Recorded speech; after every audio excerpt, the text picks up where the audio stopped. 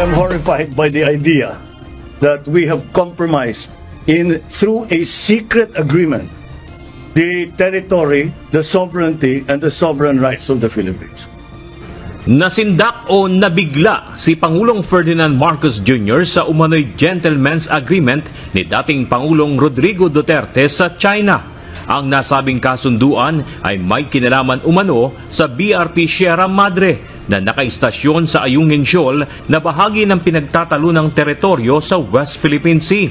Sa ambush interview kanina, sinabi ni PBBM na ikinagulat niya ang nasabing secret agreement. Wala rin umanong record ang kasalukuyang administrasyon tungkol dito. It turns out we don't know. It is a secret agreement. We don't know anything about it. There is no documentation. There is no record. There is no...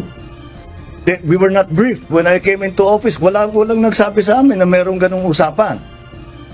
Questionable para sa Pangulo ang nasabing kasunduan kung saan kinakailangan pa umanong humingi ng permiso ng Pilipinas para gumalaw sa loob ng ating teritoryo. Hindi pa namin alam kung ano ba talaga yung agreement na yan.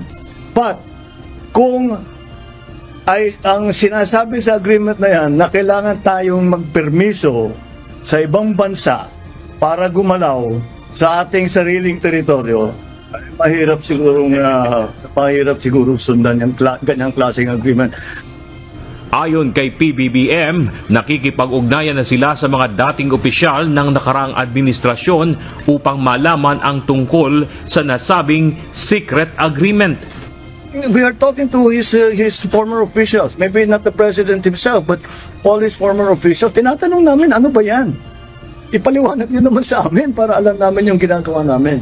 And we still haven't gotten a straight answer.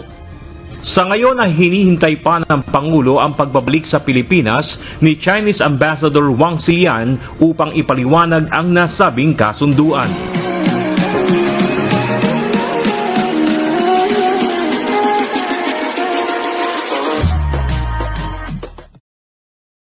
Hindi ko kayo natatakot. Also says the Navy members were aboard Uniza May 4, which was attacked by the water cannon. According to the National Security Council, the China Coast Guard's use of water cannons shattered the windshield of the Philippine vessel. This caused minor injuries to at least 4 personnel on board.